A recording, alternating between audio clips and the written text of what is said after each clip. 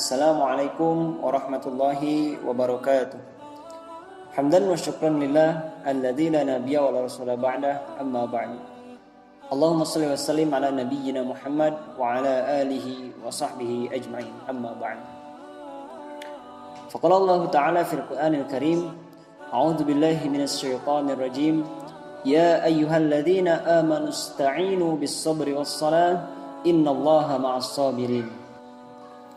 Teman-teman yang dirahmati Allah Subhanahu wa taala, alhamdulillah pada kesempatan kali ini sepatutnya kita sebagai muslim yang senantiasa mengharapkan ridho dan ampunan dari Allah Subhanahu wa taala harus senantiasa bersyukur atas nikmat yang telah diberikan oleh Allah Subhanahu wa taala kepada kita semua.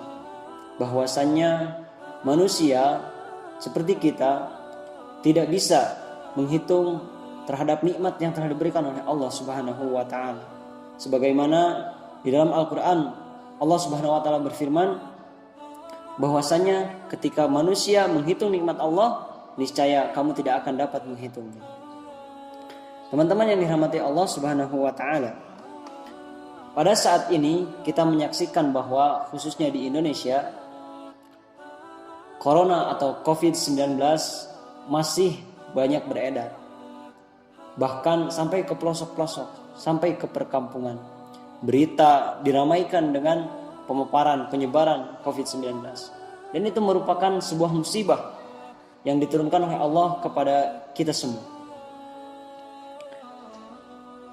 Selanjutnya, bagaimana seorang muslim kita diberikan pedoman oleh Allah Subhanahu wa taala, kita diciptakan oleh Allah Subhanahu wa taala dengan akal pikiran kita yang digunakan untuk berpikir. Kemudian Allah Subhanahu wa taala mengutus Rasul yang bisa dijadikan tauladan untuk kita semua. Pertanyaannya, bagaimana seorang muslim dalam menghadapi musibah? Perlu kita ketahui bahwa yang disebutkan dengan musibah itu tidak hanya hal yang buruk saja. Tidak hanya hal yang buruk itu terjadi kepada diri kita, itu disebut dengan musibah. Akan tetapi secara hakikatnya, secara artinya, musibah itu adalah sesuatu yang terjadi kepada diri kita, baik itu hal yang menyenangkan ataupun hal yang kurang menyenangkan, baik itu hal yang buruk ataupun yang diinginkan oleh kita, hal yang baik. Itu yang dinamakan musibah. Tapi kebanyakan dari kita menganggap bahwa yang dinamakan musibah itu ketika Allah memberikan ujian kepada kita, ketika Allah memberikan hal-hal yang kurang diinginkan oleh kita. Contoh, kita diberikan bencana oleh Allah, itu baru disebut dengan musibah. Akan tapi ketika kita diberikan harta yang banyak, kekayaan yang berlimpah, keturunan yang soleh-soleh, itu juga apa? Itu juga terhadap musibah. Nah, tetapi dalam musibah tersebut itu dikatakan musibah yang baik, atau dikatakan musibah atau hal yang terjadi nikmat dari Allah Subhanahu wa taala yang diberikan kepada kita semua. Nah, berkaitan dengan musibah yang kurang menyenangkan atau seperti bencana, seperti yang kita rasakan pada saat ini, COVID-19. Maka Allah Subhanahu wa taala berfirman, dan ini merupakan ayat di mana Allah menunjukkan tujuan dari penciptaannya manusia di alam dunia ini.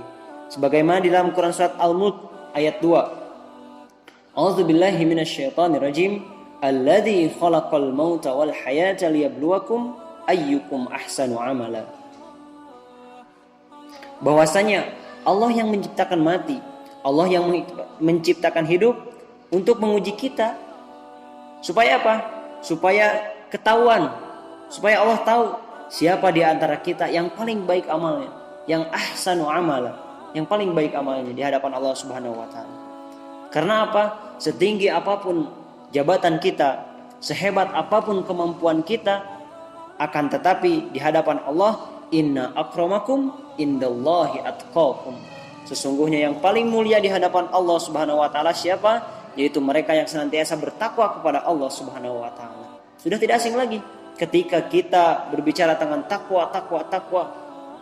Karena itu merupakan dakwah Rasulullah SAW. Salah satu dakwah ataupun setiap majelis-majelis yang dilaksanakan oleh Rasulullah SAW, khalaqah yang dilaksanakan oleh Rasulullah SAW, itu di dalamnya terdapat wasiat takwa dari Rasulullah. Jadi mendengar takwa itu kita tidak asing lagi. Itu salah satu tujuan dari diciptakannya manusia ke alam dunia ini. Kemudian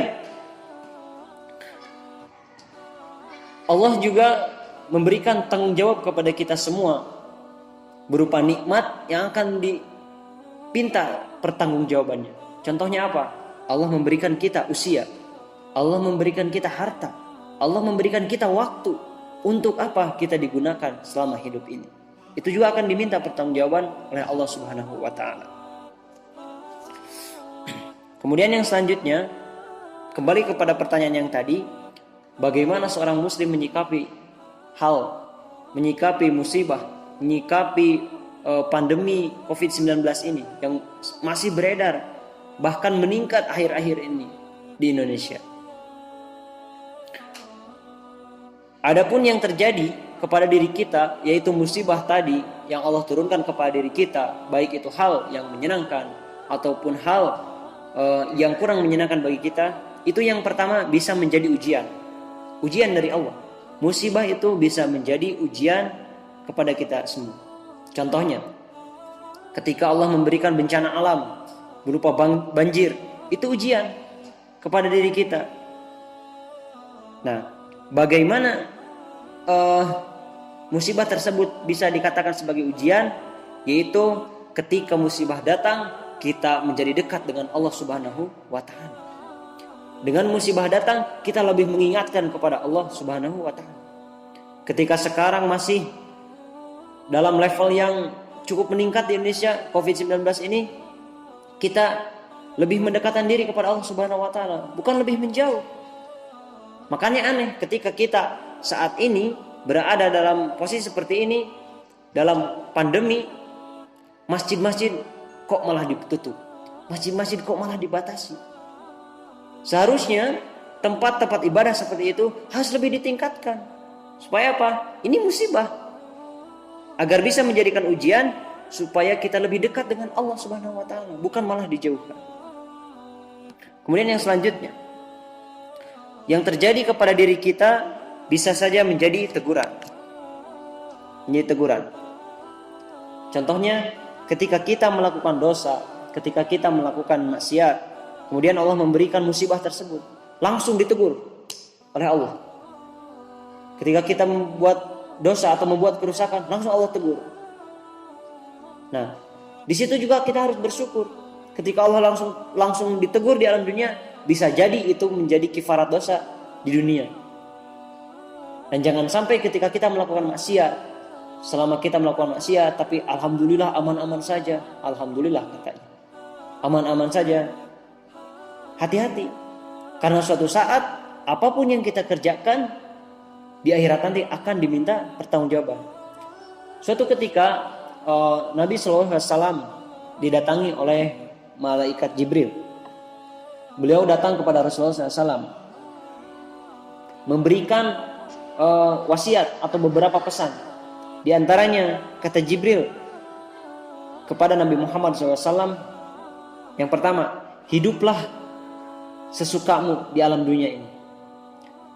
Tapi harus kamu ingat, suatu saat kamu akan menghadap kepada Allah Subhanahu wa ta'ala.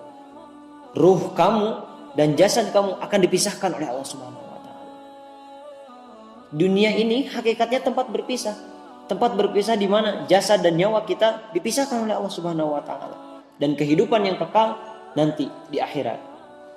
Kemudian pesan yang kedua dari Jibril kepada Rasulullah SAW, yaitu cintai oleh kamu apapun sesukamu yang ada di dunia ini. Akan tetapi harus kamu ingat bahwa semua yang kamu cintai, semua yang kamu miliki itu akan berpisah denganmu. Contoh, ketika kita dititipkan harta oleh Allah Subhanahu wa ta'ala lewat diri kita diberikan harta, diberikan uang contoh. Nah, hanya ada beberapa pilihan. Yang pertama, harta itu kita infakkan, yang itu yang akan abadi. Atau harta itu kita belikan terhadap pakaian, suatu saat pakaian tersebut pasti akan rusak ataupun bisa jadi hilang, pasti akan berpisah. Kemudian yang selanjutnya, yang pesan Jibril kepada Nabi Muhammad Rasulullah SAW ialah, kerjakanlah apapun semaumu selama kau hidup di alam dunia ini. Akan tetapi harus kamu ingat, semua itu akan diminta pertanggungjawaban. Nah, ini poin utama yang kita bahas tadi.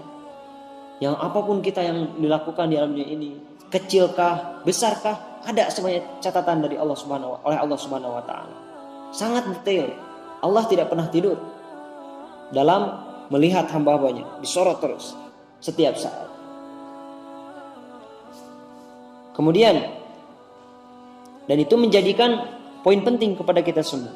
Kemudian yang ketiga, tadi musibah yang tadi bisa saja datang kepada diri kita sebagai azab. Nauzubillahi min dzalik. Ini yang sangat kita khawatirkan. Takutnya ketika Allah memberikan ujian seperti ini atau memberikan musibah seperti ini, COVID-19, corona tidak selesai-selesai di Indonesia khususnya, bahkan di negara-negara lain seperti Cina itu mungkin sudah tidak ada. Di negara-negara Eropa, negara besar yang lainnya mungkin sudah tidak ada. Anehnya di Indonesia nih masih sampai saat ini, bahkan udah 2 tahun lebih masih mewabah katanya ya. Jangan-jangan ini azab. Nauzubillahi min dzalik. Karena harus kita ketahui bahwa pada saat ini di Indonesia khususnya banyak orang-orang yang berbuat kerusakan, orang-orang yang berbuat zaliman. Nauzubillahi min dzalik. Mudah-mudahan kita semua dibimbing oleh Allah Subhanahu wa taala, diampuni oleh Allah Subhanahu wa taala. Makanya untuk itu musibah datang kepada diri kita itu pasti. Tidak ada orang yang tidak diuji oleh Allah. Semuanya pasti diuji. Sebab Allah Subhanahu wa taala sudah berfirman di dalam Al-Qur'an, "Wala nabluwannakum bisyai'in minal khauf wal ju' wa naqsim minal amwal wal anfus was samarat." Kemudian siapa orang yang beruntung? Wa bassiris sabirin. Dan itu merupakan salah satu tanda dari 3 tanda kebahagiaan yang disebutkan oleh Imam Ibnu Qayyim. Bahwasanya beliau menyebutkan bahwa tanda kebahagiaan seorang hamba itu ada 3, sedikitnya ada 3. Yang pertama, jika ia diberikan nikmat oleh Allah Subhanahu wa taala, maka ia senantiasa bersyukur atas nikmatnya. Kita diberikan kesehatan, bersyukur atas kesehatannya. Kita diberikan harta, titipan harta, kita bersyukur. Bagaimana caranya bersyukur kepada Allah ketika kita diberikan kesehatan, ketika kita diberikan harta, dititipi harta oleh Allah Subhanahu wa taala? Salah satu hakikat syukur dari nikmat-nikmat yang telah diberikan itu adalah digunakan untuk lebih mentaati Allah, digunakan untuk beribadah kepada Allah Subhanahu wa taala. Kemudian yang kedua tanda kebahagiaan yaitu ketika Allah memberikan ujian kepada diri kita, maka ia senantiasa bersabar. Ini yang disebutkan tadi di dalam Al-Qur'an. Kemudian yang ketiga, ketika dia melakukan dosa, maka dia senantiasa beristighfar, selalu ingat kepada Allah, selalu diawasi, selalu dilihat oleh Allah Subhanahu wa taala. Maka dengan kita melaksanakan sedikitnya 3 tanda tersebut yang disebutkan oleh Imam Ibnu Qayyim rahimahullah, maka kita akan senantiasa mendapatkan kebahagiaan di dunia maupun di akhirat. Amin ya Allah ya rabbal alamin. Kemudian yang selanjutnya, yang terakhir, melihat kondisi zaman sekarang khususnya pada saat ini di Indonesia, makanya oleh sebab itu kita lewati pandemi ini dengan bangkit, berlari dan menerjang agar punya peluang untuk menang. Jangan kalah sama negara-negara yang lain. Supaya kita bisa menang, Indonesia bisa merdeka. Merdeka dari segala hal penjajahan, baik itu penjajahan ekonomi, penjajahan fisik, penjajahan opini, penjajahan pikiran. Kalau penjajahan fisik, insya Allah kita sudah merdeka. Akan tetapi penjajahan ekonomi, penjajahan pikiran, penjajahan moralitas, Indonesia masih berada di kondisi dijajah sama negara-negara yang maju. Mungkin itu saja yang dapat saya sampaikan. Mohon maaf bila terdapat kalimat-kalimat yang kurang berkenan. Ditutup saja dengan doa. Subhanakallahumma bihamdika asyhadu an la ilaha illa anta astaghfiruka wa atubu ilaik. Aqulu qouli hadza wa astaghfirullahi wa lakum. Syukran. Assalamualaikum warahmatullahi wabarakatuh.